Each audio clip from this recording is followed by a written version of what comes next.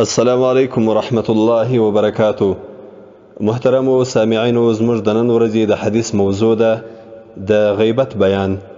په دې باره کې اول حدیث د حضرت ابي هريره رضی الله عنه مبارک دی.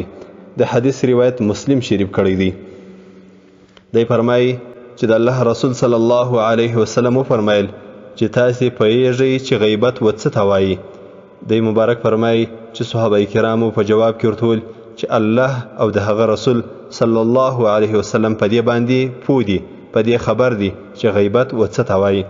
د الله رسول صلی الله علیه وسلم یې فرمایل د غیبت تعریف یې وکړي چې غیبت دا بولي چې ته د یو چا ذکر او بیان کوې، ته د خپل یو ورور ذکر او بیان کوې په هغه څه سره چې هغه دی بد بولي. په صحابه کرام کې یو صحابي مبارک د الله و رسول صلی الله علیه وسلم ته وفرمایل چې د الله رسوله که چیرې دغه بد کار او دا بد فعل چې د انسان یې بیانوي د خپل ورور ده، دا که چیرې په هغه کې موجود وه نو بیا هم غیبت دی. د الله رسول صلی الله علیه وسلم په جواب کې ورته وویل چې که چیرې دغه عمل او دغه کار او فعل په هغه کې موجود و، تا بیا هم د دغه بد خبره او دا بد بیان کوي، دې ته غیبت وایي. او که چیرې دا په ده کې نه موجود، یعنی هغه بد کار په ده کې نه موجود، تا بیا هم په ده پسې ویل، دې ته بیا بهتان وایي. بهتان بیا پخپله یو عظیمه او لویه ګناه ده. محترمو سامعینو، زموږ او ستاسې په معاشره کې ډېر خلک دا رقم وي چې د یو مسلمان ورور غیبت کوي. چې کله سړی ورته ووایي چې دا غیبت مه کوه، نو دی وایي دا خو په ده کې دا عمل سته، د پلانکی کار په ده کې سته. نن د الله رسول صلی الله علیه وسلم په خپل حدیث شریف کې په خپل بیان کې و صحابه کرام ته صفا بیان کړه چې که چیرې هغه خبره چې هغه په ده کې وي تاسې کوئ، د ده په غیب کې تاسې هغه خبره کوئ، نو دې ته غیبت وایي. او که چیرې په ده کې نه موجود، بیا هم ته کې غږېږې او د ده هغه څه په ده کې وایي چې هغه که دی په خبر سي دی بد بولي، نو دې ته بیا بهتان وایي. د حدیث ستوری دی: وعن أبي هريرة رضي الله عنه أن رسول الله صلى الله عليه وسلم قال: أتدرون ما الغيبة؟ قالوا: الله ورسوله أعلم. قال: ذكرك أخاك بما يكره. قيل: أفرأيت إن كان في أخي ما أقول؟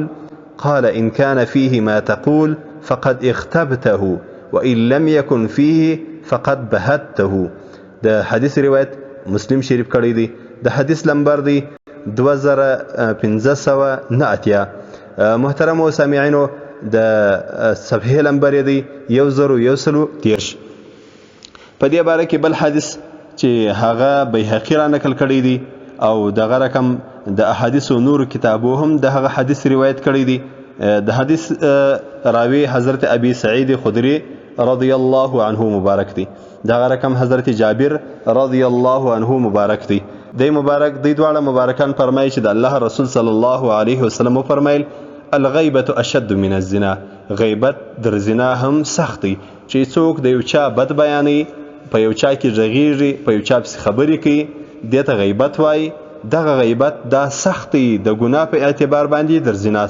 صحابه کرامو په پوښتنه کې د الله و رسول صلی الله علیه وسلم ته ویل: ای د الله رسوله، غیبت څنګه در زنا سخت دی؟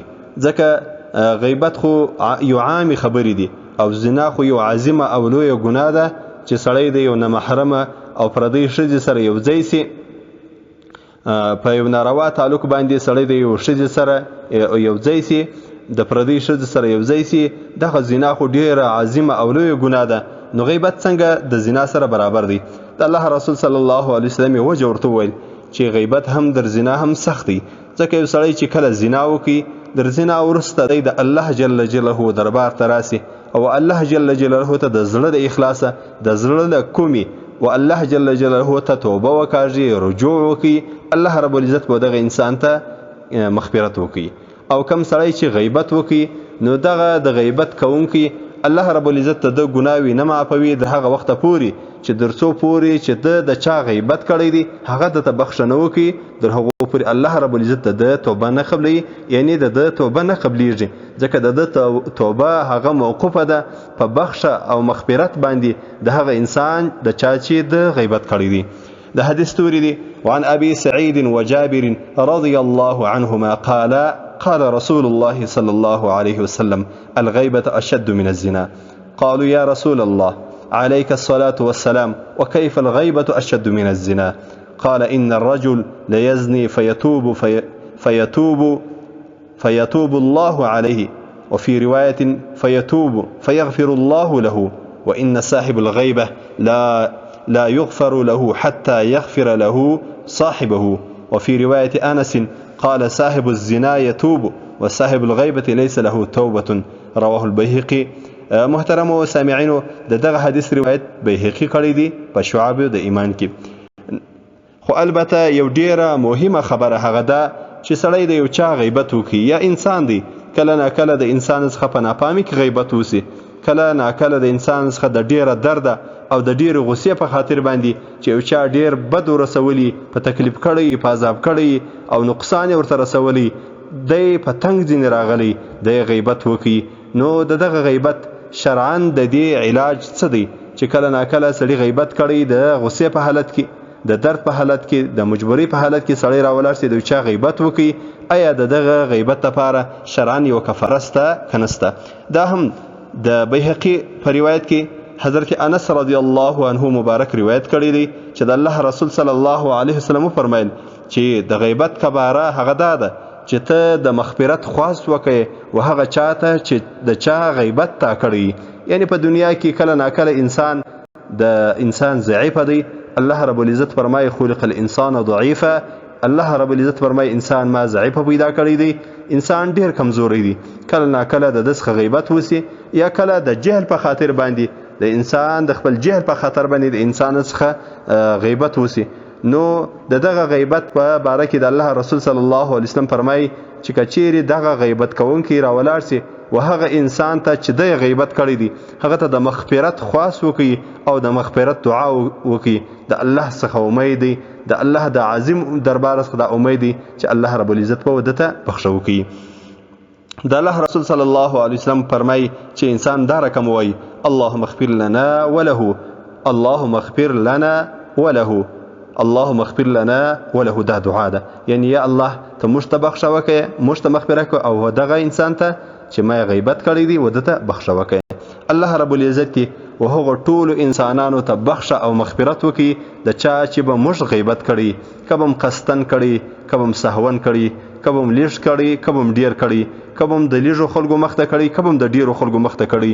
الله رب العزت زه د خپل ځان په حکیم دغه وایم او د ټولو د ګروپ د ټولو دوستانو په نمایندګي باندې د الله و دربار ته دا خواست کوم یا الله ته موږ ته هم مغفرت وکړي او هغو انسانانو ته چې ما یا به زموږ د ګروپ ملګرو د هغه انسان غیبت کړي، د هر چا چې غیبت سوی یا الله ته هغه انسان ته بخښه وکړي. که به ژوندی یا الله رب العزت ته مغفرت په نصیب کې او درجې ورلوړي کې، او که به هغه انسان وفات سوی چې ما غیبت کړی دی یا زموږ د ګروپ شاګردانو او ملګرو دوستانو هغوی غیبت کړی دی، یا الله د هغو مړو مغفرت وکړي، یا الله عظیم او لوړې درجې ور نصیب کړي. الله رب العزت موږ ته توفیق را نصیب کړي چې د آینده دپاره د غیبت څخه ځان وساتو. د حدیث توری دی وعن انس رضی الله عنه قال رسول الله صلى الله عليه وسلم إن من كفارة الغيبة أن تستغفر لمن اغتبته تقول اللهم اغفر لنا وله. رواه البيهقي في دعوة الكبير. محترم سامعینو دا د غیبت بیانو په دې باره کې احادیث ډېر راغلي دي، خو البته ستاسې و درانه حضور ته به موږ د دغو بیانو څخه د دغو احادیثو څخه به یو څه وړاندې کوو. الله رب العزت و ټول هغو انسانانو ته مغفرت وکړي چې موږ یا به زموږ ملګرو د هغو غیبت کړي. نورم په الله باندې سپارم. والسلام علیکم ورحمة الله وبرکاته.